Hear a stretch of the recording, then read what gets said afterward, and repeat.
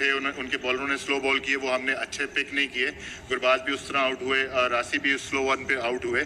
जब आपके बॉलर के पास 145 का बॉल करता है, उसमें डेफिनेटली जब स्लो होता है तो बैट्समैन अपनी टाइमिंग मिस करते हैं। तो I think we have to learn from our mistakes. The wicket was absolutely fine, no problem with that. जी सर, शादाब थोड़े से नाराज लग रहे थे जाते हुए भी, तो अब भी थोड़ा डाउट है कि शायद वो आउट थे या नहीं, या भी क्लियर हुआ कि नहीं लगा?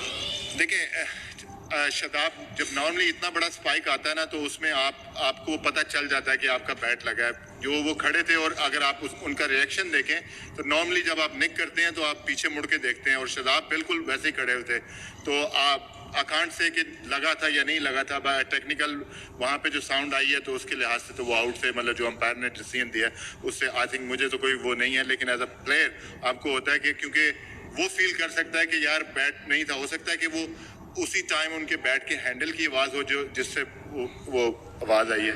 इसको तो था नहीं वैसे, वो उसमें मैं कुछ कह नहीं सकता कि क्या है टेक्नोलॉजी की, अगर उसने आउट दे दिया तो वो आउट है। उस्मान हजर भाई, आसिफ अली और आजम खान के ऊपर काफ़ी उम्मीदें होती हैं इस्लामाबाद यूनाइटेड की। पिछले मैच पे चले, इस दफ़ा नहीं चले। कंसिस्टेंट परफॉर्मेंस लोग ज़्यादा नहीं आती, एक मैच क्लिक कर जाते फिर दूसरे में रह जाते हैं। तो उनकी टेक्निक के ऊपर कुछ ज़्यादा वर्क हो रहा है या नहीं?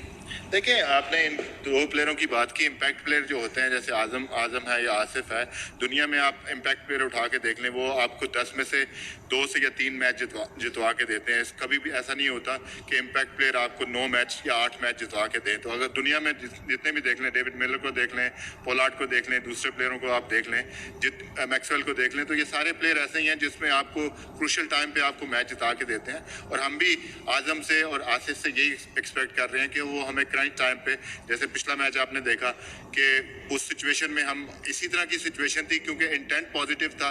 तो एंड इन द एंड हम सोच रहे थे कि 170 करेंगे। जब मैं अंदर गया था बॉर्डर पे, तो उसके बाद वो एंड अप 220 हो गया। आज ऐसी सिचुएशन नहीं आई कि मैं अंदर जाता, लेकिन हमने मैसेज भिजवाया हुआ था कि हमारे रन रेट के लिए थोड़ा सा जो है ना वो बेहतर हो जाता कि अगर हम 130 रन करते। But which is fine, we have to play good cricket in the future games. So it's one of those days.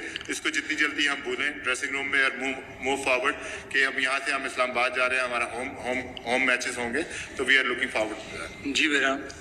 जी सलाम भाई, this is Bairam Kazi from grassroots cricket.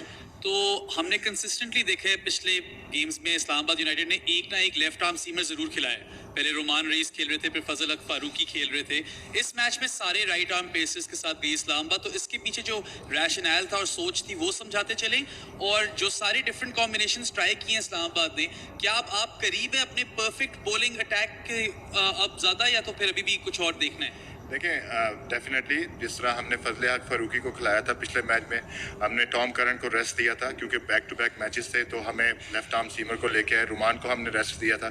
रुमान भी इंजरी के बाद काफ़ी अरसे के बाद वापस आए हैं, तो हमें पता है कि वो हमारे लिए कितना इंपॉर्टेंट रोल अदा करेंगे। तो आज की भी सूरत हाल यही थी कि रुमान को रेस्ट हमने दिया था, और हम चाह रहे थे कि हम हमारा इमर्जिंग फास्ट बॉलर जो है उसको भी मौका दें, क्योंकि उसमें कम्बिनेशन आपने देखना है कि आगे मैचेस में आप किस तरह जाते हैं। तो आई थिंक उसमें ये वजह थी।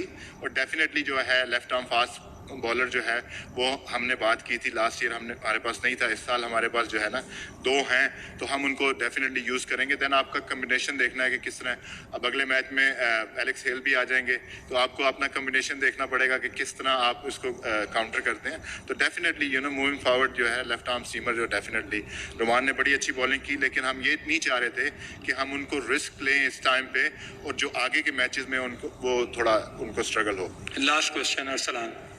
अजहर भाई, अगर हम देखें तो इस्लामाबाद की ना एक ही पैटर्न की बैटिंग लाइन नज़र आती है, फायर पावर है सारा। तो सम टाइम होता है कि आपको ज़रूरत पड़ती है इनिंग बिल्ड करने की, जैसे आज है, जैसे आपने खुद भी कहा कि रन रेट जो है वो हर्ट करता है। तो आपने सुहेब मकसूद जो है उसकी बड़ी अच्छी परफॉर्मेंसेज रही हैं PSL में भी, तो वो भी आपके डग आउट में बैठे हुए हैं। तो एनी चांस कि सुहेब मकसूद को अगर ट्राई कर लिया जाए, ताकि अगर स्ट्राइक रोटेशन या इनिंग बिल्डिंग की बात आए तो वो कर सकें? नहीं, डेफिनेटली शुएब मकसूद को देखें, हमने विश के जितने भी हमने प्लेयर रखे हैं मैं सबको खिला सकता। मैं